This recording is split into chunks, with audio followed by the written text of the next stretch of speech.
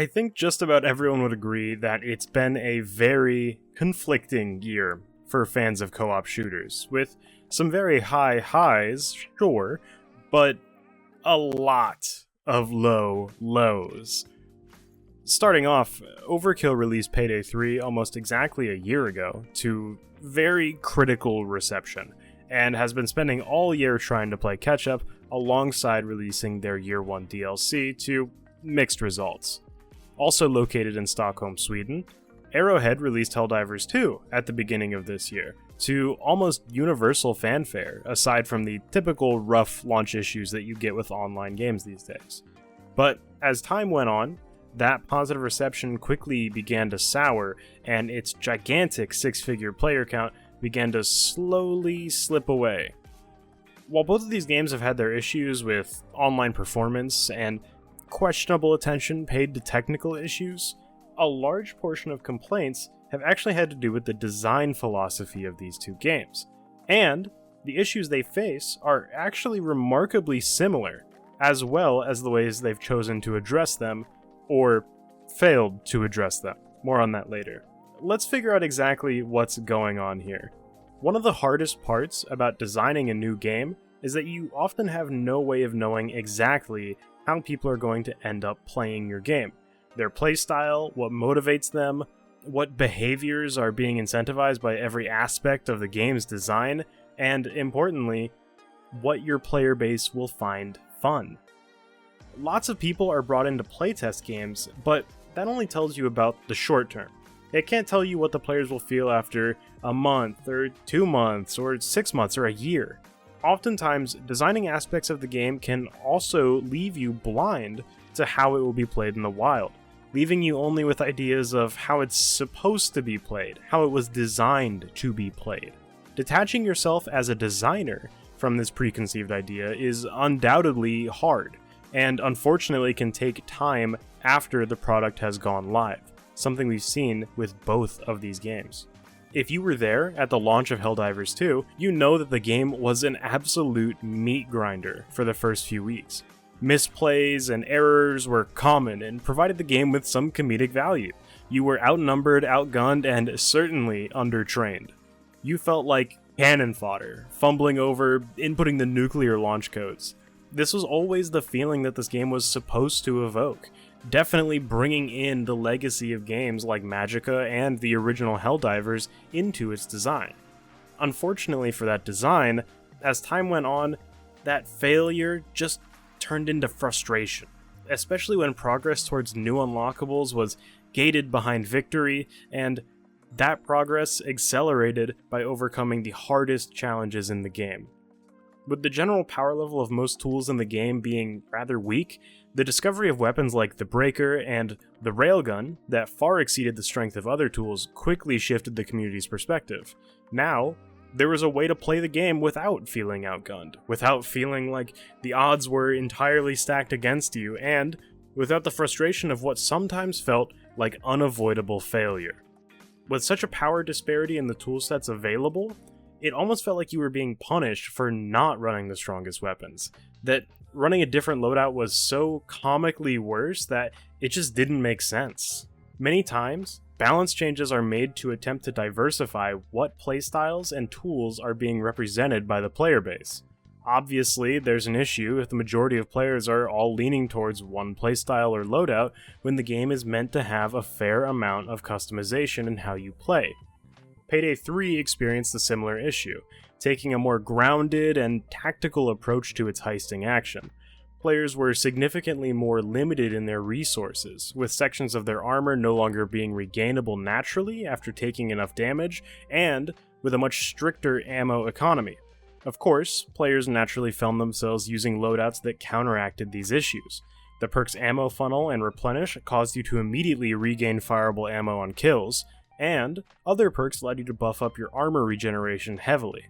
These were used in almost every single build, especially on higher difficulties where these stressors were more exaggerated. Look at these tendencies from the perspective of a designer on these games. Helldivers 2 is supposed to make you feel expendable. You are supposed to feel out of your element, to eventually run out of options and have to make risky, close call, heavy load artillery calls. to barely scrape by to the extraction before it leaves you behind.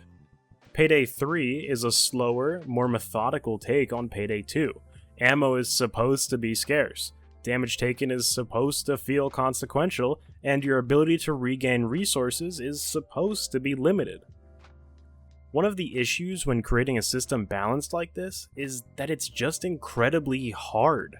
And the more customization and randomness you add to the system, the harder it becomes to balance something like this. Both Payday and Helldivers encourage the player to carve out their own playstyle through customizing their loadout. There's such a large variety of options to pick from, and so many situations that you can be placed in, that creating a strict resource management system requires a very strict design philosophy throughout every aspect of the game. In games where new content is being added every few weeks, and balance changes come through even faster than that, it's just hard to keep it all consistent. Inevitably, something is going to slip through the cracks and end up being the big, overpowered option. So, how do we approach the issue of overpowered tools? There are 3 major ways to approach this problem as a game designer, and the first solution is something you might hear pretty often in discussions online about these games. Simply ignore it. This is the easiest solution by far, but we'll discuss why this will eventually come around in a bad way. It's true that players who enjoy being able to run overpowered builds will have fun, and players who want the original intended experience can still find it by not running the overpowered options. Also, new content that comes out will even continue to reinforce the original experience. We can see this solution in action with Helldivers' first few waves of Warbond content. Warbonds regularly introduce new armor, weapons, and team buffs that players can earn by grinding out in-game currency, and for the most part, these additions were similar power level to the base toolset, if not lower in some cases. The goal of regular content drops is to drive engagement, to bring inactive players back to the game, and keep active players satisfied by shaking up the game. This is where the problem is. If the new additions aren't compelling, what reason is there for players to be excited about the new content? You could grind out all these fancy new tools, but some of them are straight up not viable, and all of them are worse than what most of the active players are running already. This problem doesn't exist solely here either. With these overpowered options being left as is, how do the developers design future content in the game? If the overpowered weapons that steamrolled the base game's challenges remain untouched, should future challenges be designed with that in mind? This just increases the disparity in performance between the weak options and the strong ones, eventually making the majority of the tools at the player's disposal not viable at all. If we don't design around these overpowered options, then new challenges aren't really challenges at all, and they might even feel like inconsequential additions. This is what you'll hear developers refer to as taking up design space, and trying to leave it as is only kicks the issue further down the road. It's an unwinnable situation to design around, and so we need to resolve this in some other way. If we can't ignore the issue, the next easiest step is to take direct aim at the offenders and push out nerfs that return these strong options into line with the rest of the toolset. This has the potential to be the most controversial option, but it depends on the state of the rest of your game. For most players, it'll essentially feel as if these strong options are being taken away. So you have to make sure that other options in your game are interesting, meaningful, and fun. Both games mentioned tried to take this step, and were met with some pretty heavy backlash. Payday 3 attempted to bring balance to the ammo funnel and replenish combo by completely reworking the effects of ammo funnel to be a much weaker alternative that simply made reloading faster instead of instantly refilling your magazine. While this achieved a similar effect, a majority of the player base felt that with ammo funnel gone, there just wasn't any interesting way to customize how you played. The only options left were essentially just stat buffs that may make you stronger, but don't really change the way you approach any of the game's challenges. In the end, this change never even made it to the live game due to the community feedback. When Helldivers nerfed the Breaker and Railgun, players on higher difficulties were quickly met with frustration when trying to rely on the other tools in the game. None of the weapons remaining in the game really excelled at anything. Dedicated anti-armor tools were unreliable and inefficient. Wave clearing options were locked behind such long cooldowns that they were impractical, and, as mentioned earlier, new content releases didn't remedy this issue at all, leading to a building resentment in the community. It almost didn't matter how you put together your loadout, as the best strategy in the game became outright avoiding combat altogether. The bombastic firefights that players fell in love with the game with became resource dumps and time wasters that really only served to put your squad in an unrecoverable death spiral. So if we can't nerf it, there's really only one thing we can do from here. Completely rewrite our design book. This is by far the hardest solution to implement, as well as being the most expensive and time-consuming. Doing this will force you to completely redraft your upcoming content releases, putting a delay to future updates while players' discontent with the state of the game continues to grow. But, ideally, you come out on the other side, with a more full and interesting state of game balance. After exhausting 2 previous options, we reach the present day, where both Helldivers and Payday have found this solution and committed to it for their future. Arrowhead has spent the last few months putting out small tweaks and fixes to Helldivers to get the game into a better state, all leading up to a huge balance pass that just came out. Overkill just released Payday 3's 4th and final DLC of Year 1, which featured major buffs to the ammo economy, just after they announced the game would also be taking on new directors, and would be completely overhauling the controversial armor system to make it more customizable. Both of these undertakings seek to add more interesting gameplay decisions in areas where there previously weren't any at all, creating a healthier game state for the game to be designed around, and a better baseline to return to when overpowered options do arise. Something you'll hear quite often online is the idea that you should always buff and avoid nerfing whenever possible, but I don't really think that's a smart way to look at it.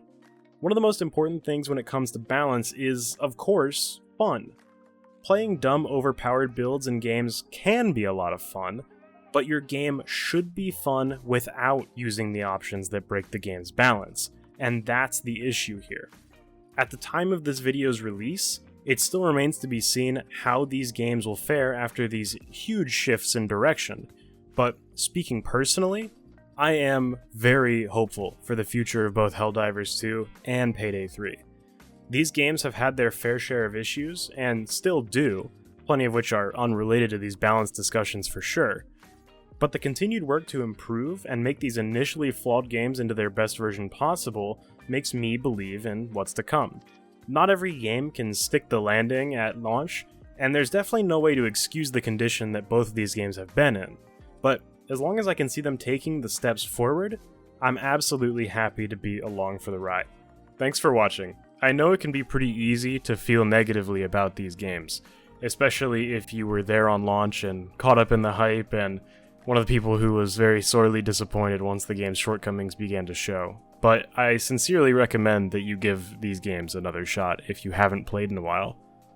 Some time away from the game makes it easy to sort of detach from it and only remember the negative parts, but I promise that coming back will cause you to appreciate all of the little steps that they've taken since you last played a lot more, and I think that really goes a long way.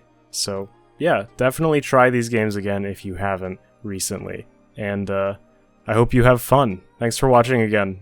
Go play some Payday and Helldivers.